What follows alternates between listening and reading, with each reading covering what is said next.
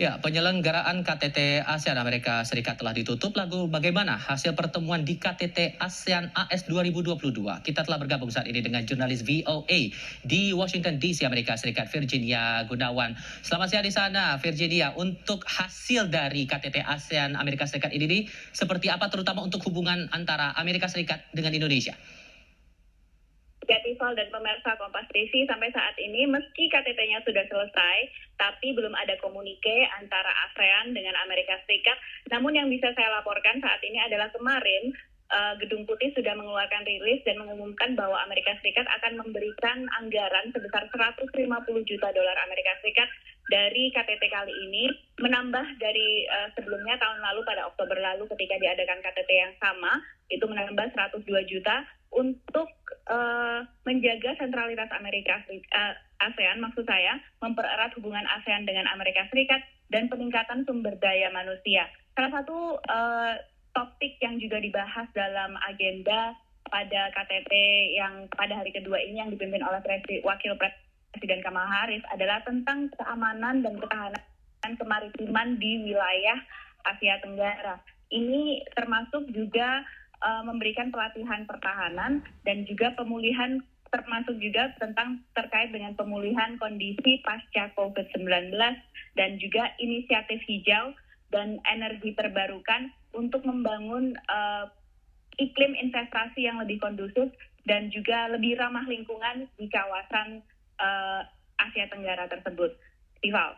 Ya, lalu bagaimana untuk isu lain seperti masalah perdamaian dunia? Kita tahu bahwa isu yang masih menguat sekarang adalah masalah konflik Ukraina dengan Rusia. Apakah ini juga jadi sorotan? Lalu bagaimana untuk masalah kebutuhan pokok dan lain-lain?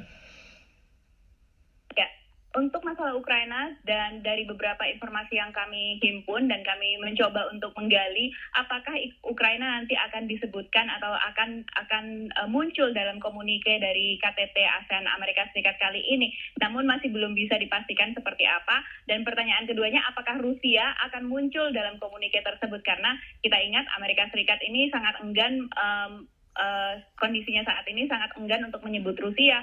Dan dalam komunike ini kemungkinan besar juga mungkin tidak akan menyebutkan Rusia secara spesifik. Nah, itu yang pertama. Kedua, kita melihat juga bahwa isu kehadiran AS di kawasan ini terutama berkaitan dengan hubungan Amerika Serikat dengan Tiongkok.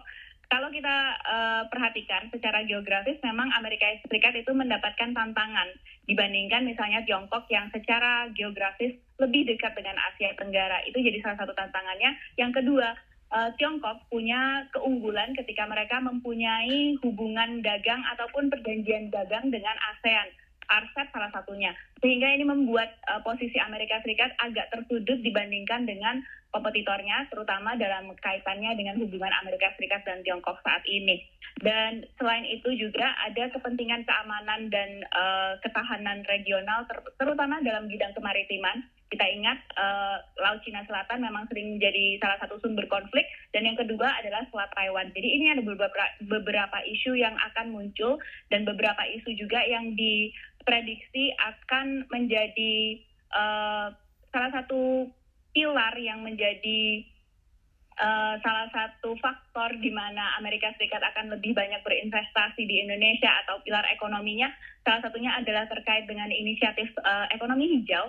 Maka dari itu beberapa pertemuan yang diadakan memang lebih berfokus ke situ, dan Indonesia lewat Presiden Jokowi juga menyampaikan bahwa Indonesia akan berkomitmen untuk lebih banyak lagi memproduksi dan meyakinkan bahwa apapun yang diproduksi di Indonesia itu akan berfokus pada ekonomi hijau lewat infrastruktur yang terbarukan. Terakhir, singkat saja, ada kabar yang menyebutkan bahwa Presiden Joe Biden akan melakukan pertemuan tatap muka, empat mata lah begitu, dengan Presiden Joko Widodo. Apakah pertemuan itu sudah terjadi dan mungkinkah pertemuan itu berhubungan erat dengan agenda G20 bulan November nanti? Ya, sejauh ini pertemuan tersebut, private time atau private meeting yang disebut ini memang sudah terjadi sesaat sebelum greetings atau sesaat sebelum makan malam KTT. Semua anggota, semua presiden atau semua pemimpin negara dari negara anggota ASEAN itu diberikan kesempatan yang sama.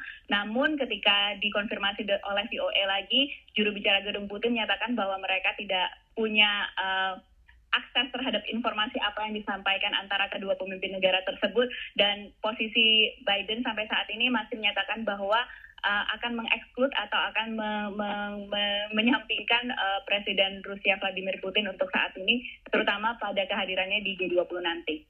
Ival. Virginia Gunawan, jurnalis VOA melaporkan langsung dari Washington DC, Amerika Serikat. Terima kasih Virgi.